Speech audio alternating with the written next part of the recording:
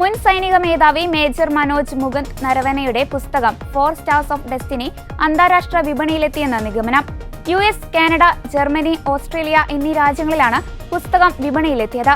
കേന്ദ്ര സർക്കാർ അനുമതി ലഭിക്കുന്നതിന് മുൻപേ വിദേശ രാജ്യങ്ങളിലെ വിപണികളിൽ പുസ്തകം ലഭ്യമാണെന്ന് ഡൽഹി സ്പെഷ്യൽ സെല്ലിന്റെ കണ്ടെത്തൽ. സംഭവത്തിന് പിന്നിൽ വലിയ ഗൂഢാലോചന ഉണ്ടെന്നാണ് ഡൽഹി പോലീസിന്റെ സംശയം. 4 രാജ്യങ്ങളിലെയും പുസ്തകവുമായി ബന്ധപ്പെട്ട സാമ്പത്തിക ഇടപാടുകൾ പോലീസ് പരിശോധിക്കുകയാണ്. പുസ്തകം ഇതുവരെ പുറത്തിറങ്ങിയിട്ടില്ലെന്ന് പ്രസാധകരായ പെൻഗിൻ ബുക്സും നരവനെയും പറഞ്ഞിരുന്നു.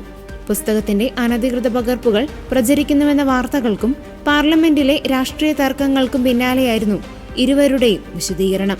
നേരത്തെ നരവനെയുടെ പുസ്തകം രാഹുൽ ഗാന്ധിക്ക് ലഭിച്ചത് ആമസോണിൽ നിന്നാണെന്ന് KC വേണുഗോപാൽ പറഞ്ഞിരുന്നു. അങ്ങനെയാണെങ്കിൽ വിദേശ രാജ്യങ്ങളിൽ നിന്നായിരിക്കാം പുസ്തകം ചോർന്നത് എന്ന നിഗമനത്തിൽ പോലീസ് മുൻപ് തന്നെ എത്തിയിരുന്നു. മുൻ കരസേന മേധാവി മനോജ് മുകുന്ദ് നരവനെയുടെ പുസ്തകം ഉയർത്തിപ്പിടിച്ച് രാഹുൽ ഗാന്ധി ഉയർത്തിയ ആരോപണങ്ങൾ ലോക്സഭയിൽ വലിയ ആരോപണങ്ങൾ ഉന്നയിച്ചിരുന്നു. ഇതിന് പിന്നാലെയാണ് സമൂഹ മാധ്യമങ്ങളിലടക്കം പുസ്തകത്തെക്കുറിച്ച് വലിയ ചർച്ചകളുണ്ടായത്. 2020 ചൈന ഇന്ത്യ സംഘർഷം ഉന്നയിച്ചാണ് രാഹുൽ പ്രസംഗം നടത്തിയത്. ഇതിനെതിരെ വലിയ പ്രതിഷേധമാണ് ഭരണപക്ഷത്തു നിന്ന് ഉണ്ടായത്.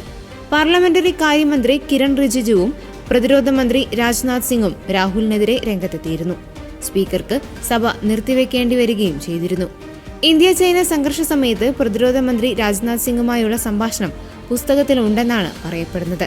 2020 ഓഗസ്റ്റ് 31 റച്ചുൻലാഗ് പർവ്വത പ്രദേശങ്ങളിലേക്ക് ചൈനീസ് പട്ടാളം ഇരച്ചെത്തിയപ്പോൾ താൻ രാജ്നാഥ് സിംഗിനെ വിളിച്ചുവെന്നും നിങ്ങൾക്ക് ശരിയെന്ന് തോന്നുന്നത് ചെയ്തോളൂ എന്നാണ് പ്രതിരോധ മന്ത്രി പറഞ്ഞതെന്നും പുസ്തകത്തിൽ പറയുന്നുണ്ട്.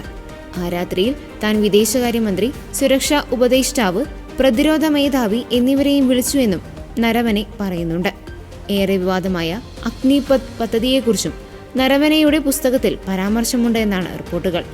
ഹ്രസ്വകാലത്തേക്കായി സൈന്യത്തിലേക്ക് യുവാക്കളെ റിക്രൂട്ട് ചെയ്യുന്ന പദ്ധതിയാണ് അഗ്നിപഥ്. പദ്ധതിയിലൂടെ റിക്രൂട്ട് ചെയ്യപ്പെട്ട സൈനികരിൽ എത്ര പേരെ നിലനിർത്തണമെന്ന തീരുമാനത്തെ സംബന്ധിച്ച് പുസ്തകത്തിൽ വെളിപ്പെടുത്തലുകളുണ്ട് എന്നാണ് ദേശീയ മാധ്യമങ്ങൾ റിപ്പോർട്ട് ചെയ്യുന്നത്. റിക്രൂട്ട് ചെയ്യപ്പെട്ട സൈനികരിൽ 75% പേരെയും നിലനിർത്താനായിരുന്നു ആദ്യഘട്ടത്തിൽ ആലോചിച്ചിരുന്നത്. എന്നാൽ പിന്നീട് 25% എന്ന് പുസ്തകത്തിൽ പറയുന്നുണ്ട്.